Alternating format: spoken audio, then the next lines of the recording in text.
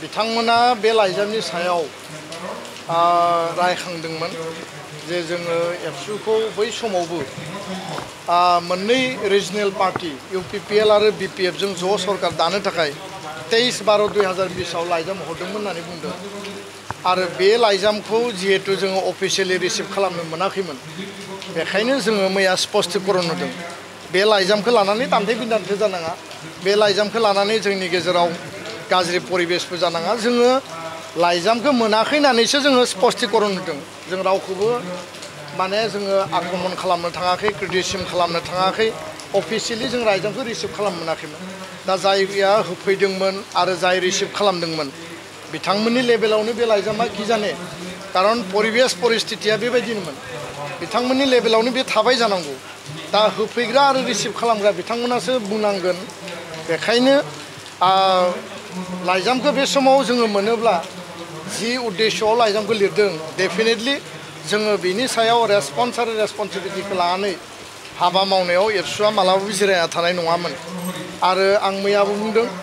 जे UPPL आरो BPF नि माखासे मोजां सानग्रा वेल विजारफ्रा बै समावबो रायखांदोंमोन खोथा बाथ्रा टेलिफनिक बिभिन्न माने जायगायाव जे मोननै दोलोजों सरकार दानो हायोबा मोजांमोन बे रायखांलायनाया सावरायलायनाया सोलिदों किन्तु अफिसियेलि बे बास्तबाव कार्यकरि जायाखै दा बेखायनो लाइजामखौ लानानै जोंनि गेजेराव बितर्क जानाङा जोंबो बितर्क खालामनो थाखाय रिप्लाइ होआखै जास्ट जोङो स्पष्टीकरण होदों बिथांमोना जिहेतु क्लेम खालामदों जे जों लाइजाम हरदोंमोन बिथांमोना बेखौ गुरुत्व होआखै होननानै लाइजामखौ मोनोब्ला गुरुत्व होयिनि बाथ्रा गैया आरो लाइजामखौ जाय होफैदों आरो जाय रिसिभ खालामदों बिथांमोनासो बे बाथ्राखौ मोजाङै बुंनो हागोन आरो नैथि बाथ्राया जाहैबाय मैया हाग्रामा महिलारि बिथाङा BPF नि आफादगिरिया मेडियानि गेजेरजों बुंदों जे जिहेतु मैयासिम जोङो मोनसे टाइमलाइन होदोंमोन आङो डेडलाइन होननानै बुङा टाइमलाइन मोनसे होदोंमोन बे मोनसे खामानिया मोनसे समाव जायोबा मोजां आरो बेखायनो सावरायनायनि थाखाय 5 तारिखनिफ्राय 12 तारिखसिम जों मोनसे सम लादोंमोन UPPL दोलोनि आफादगिरि प्रमद बरुवा सावरायबाय हाग्रामा महिलारि बिथांनि हानजाया जोंनो लाइजाम हरबाय आरो जोङो बिथांनो उल्था लाइजाम हरफिनदोंमोन जे जोङो सावरायनो लुबैयो आरो सावरायोबा जों हाग्रामा महिलारि बिथांजोंनो सावरायनो लुबैयो लाइजामाव जों स्पष्ट लिरदों दा बेखायनो बिथांमोना मैया PNB ना माबा मोनसे मिटिं सावरायदों आरो बे मिटिङाव सावरायनायाव बिथांमोना मिडियायाव बुंदों जे एबसुआ जे रायलायनो थाखाय लाइजाम हरदोंमोन रायलायनाया 16ता आफादा जयै रायलायगोन बेयाव एबसु हारसिङै रायलाया बे रायलायनायनि जे प्रस्ताब बे प्रस्ताबखौ BPF दोलोआ